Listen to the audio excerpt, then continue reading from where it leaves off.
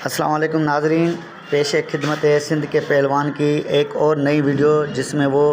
4 बोरियां गंदम की और एक बंदे को उठा के साबित कर रहा है कि सिंध में कोई भी टैलेंट की कमी नहीं है।